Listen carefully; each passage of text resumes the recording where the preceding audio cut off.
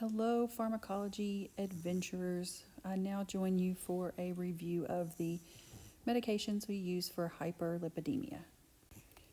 And just a fair warning, if you hear snoring in the background, it is one of these two furry coworkers that I have with me with the lecture today. So in this lecture, we're going to talk about the mechanism of action of different cardiovascular medications related to hyperlipidemia, talk about the patient characteristics that we use to choose those medications, and of course the major drug interactions and contraindications for those medications. So in its simplest form, hyperlipidemia, of course, is just elevated lipids in the blood.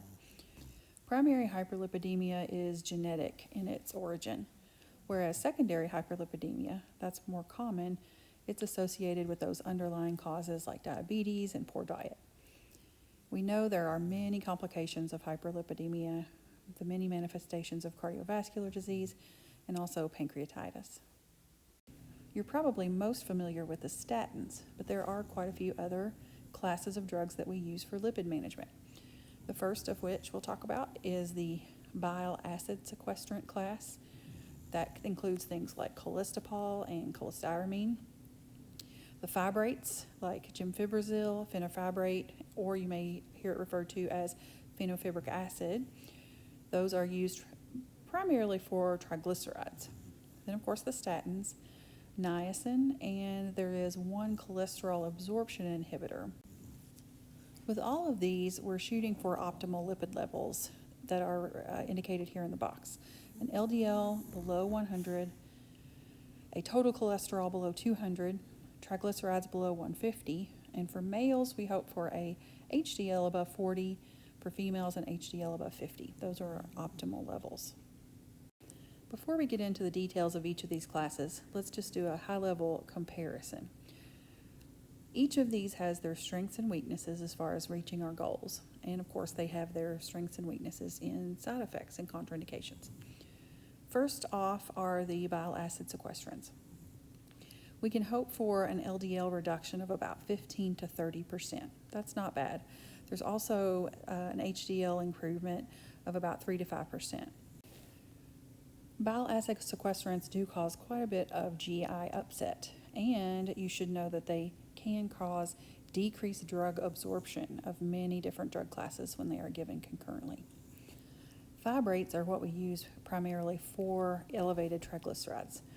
They don't decrease LDL that much, but with HDLs we can hope for an increase. In triglycerides, they are the main component, reducing triglycerides by about 20 to 50%. There's a lot of dyspepsia, GI upset with these as well, and they can cause some myopathy that is dose related.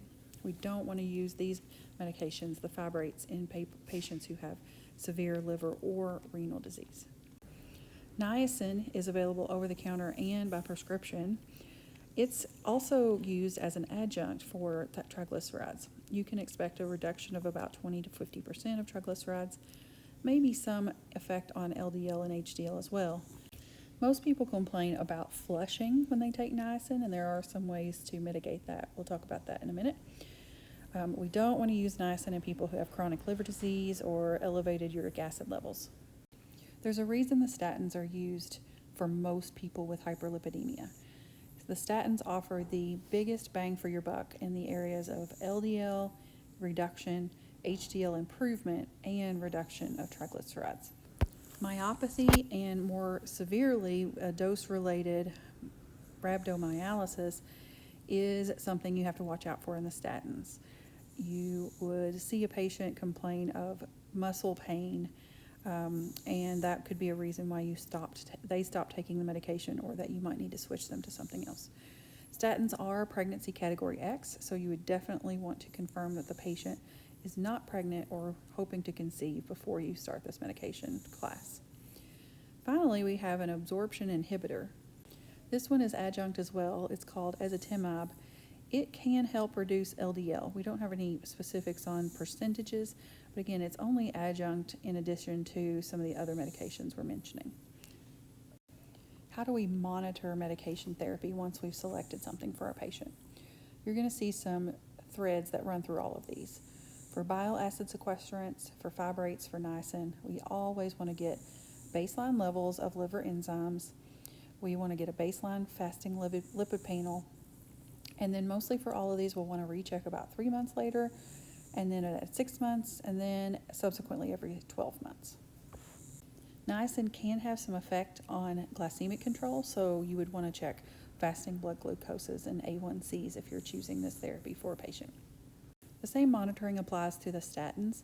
You definitely want to get a baseline lipid panel and liver enzymes before you start therapy, and then check those again at 1 to 3 months, at 6 months, and again subsequently every 12 months. In 2013, there was a big update to the Lipid Guidelines. That update saw a shift away from targeting certain LDL goals and more of a focus on targeting optimal statin dosing. There was also a decreased emphasis on using drugs other than the statins. We see there is a vast benefit in using statins for many types of patients, and so the guidelines now are focusing more on using statins.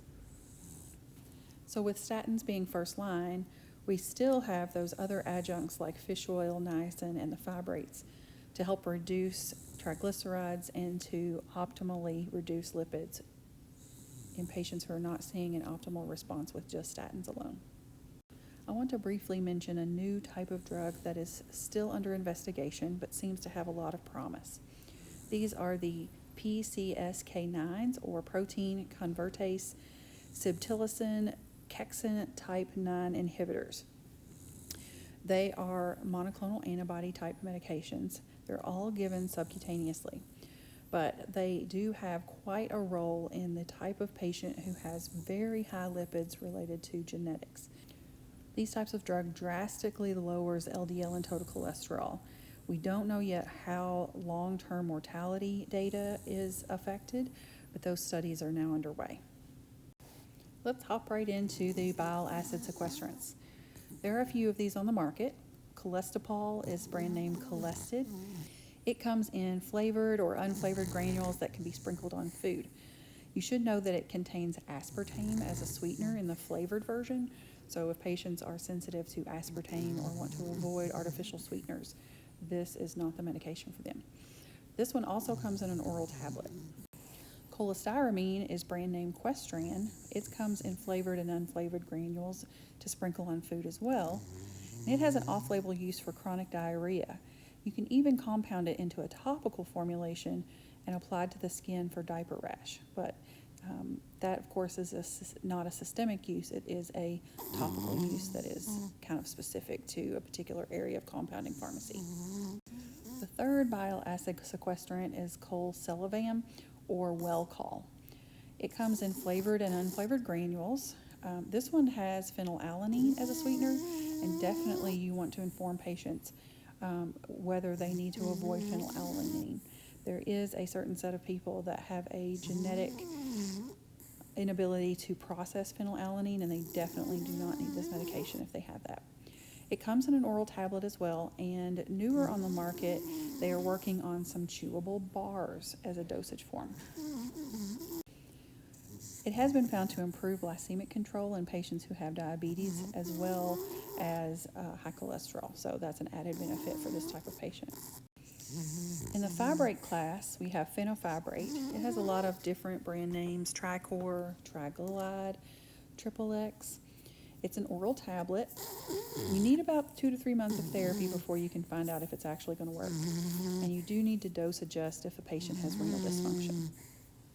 Gemfibrozil is called Lopid in the brand name, and it is an oral tablet. This one also requires about 3 months to determine if it's going to be effective. You do need to adjust it in patients with renal dysfunction. Now for the statins. There are quite a lot of those. There are new brand names and old brand names you might be familiar with. The doses are really individualized according to where the patient starts with LDL and how much of an LDL reduction you need to get to. They are usually dosed based on low intensity, moderate intensity, and high intensity. I'll show you a graph with that in a moment. The thing you need to watch for is this dose-related rhabdomyolysis It starts with unexplained muscle pain and tenderness, and as it progresses, the patient may see brown urine. That's a result of the proteins being broken down and expressed by the kidneys into the urine. That is a serious side effect, and in most cases, you will need to discontinue the statin. It's dose related, so you could reduce the dose, but in most cases, you do not want to put the patient at risk of kidney dysfunction related to rhabdomyolysis. Here are a few things you need to know about the statins. We have noticed that Chinese patients are at increased risk of rhabdomyolysis and myopathy. So it's a good thing to know if your patient is of Chinese descent, they may need a lower dose or a different drug class altogether. Patients who are over 65 also have a higher risk of myopathy and rhabdomyolysis. So use caution, use lower doses in those patients. The statins are a major substrate of the CYP3A4 enzymes, so that leads them to have many drug interactions and some food interactions. Grapefruit juice is one of the main widely known interactions with food and the statins. Here is a table that lays out the strategy for dosing based on intensity of the statin. If you need LDL lowered in a patient over a 50% margin, then you want to start with a dose of atorvastatin or rosuvastatin, and the doses recommended here in the table. If you need a lowering of the LDL between 30 and 49%, that would be a moderate intensity indication. So you can use the medications like lovastatin, simvastatin, pravastatin, fluvastatin XL, regular fluvastatin, or pitavastatin. A low intensity indication is for those patients who only need LDL lowered about 30% to get to goal. And those are listed there in the table as well. Ezetimibe is an absorption inhibitor. The brand name of that is Zetia. It is an add-on therapy. It is never first line. You can consider adding it on when a patient is at a maximum statin dose and they haven't quite reached their treatment goal yet. Usually the onset of this is about 1 week, so you have to give it at least a week before you know it's going to help anything. It helps absorb cholesterol on the brush border of the small intestine. As you might imagine, there are some GI side effects as a result of that. If you're using ezetimibe in addition to a fibrate, you should know that it may enhance the adverse effects of the ezetimibe. So I don't recommend using those two things together. Niacin is also known as vitamin B3. It is, of course, available over the counter in 50 milligram tablets. You also can prescribe it in brand names like Niacor and Niaspan. For prescription doses tend to be about 250 milligrams per tablet or capsule. Niacin is recommended really only for people who have triglycerides over 500. The titrated dose that you need to get to with a prescription level dosing is 1.5 to 2 grams daily. You divide that up in 2 or 3 doses per day. There are extended release formulations that reduce the risk of flushing, but if you have a patient that needs to just use an OTC dose just to help with lowering triglycerides a bit, you can tell patients they can take an over-the-counter medication that has some extended release qualities to it, or they can pre-medicate with an aspirin, low-dose aspirin, or Benadryl before each dose. That will help reduce the flushing as well.